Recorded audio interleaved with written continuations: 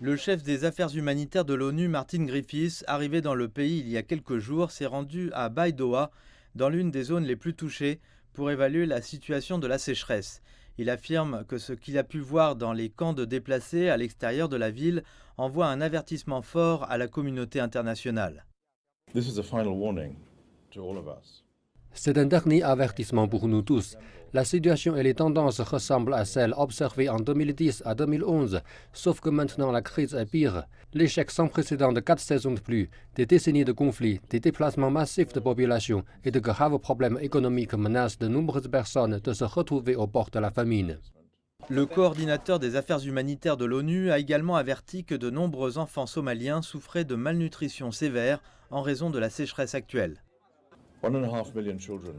1,5 million d'enfants sont confrontés à la malnutrition aiguë sévère d'ici octobre si nous restons dans cette situation actuelle.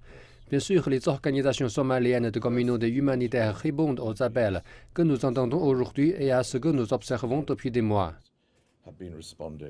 Le haut responsable de l'ONU affirme en outre que le temps presse et qu'il est urgent que les gouvernements et les organisations agissent immédiatement afin de sauver des vies. Cet avertissement vise à nous aider à empêcher que cela se produise. Nous avons une chance, mais nous avons très peu de temps. Selon les dernières données des agences humanitaires, plus d'1 million de Somaliens ont été déplacés du fait de la sécheresse dans le pays et ils ont un besoin urgent d'aide alimentaire d'urgence.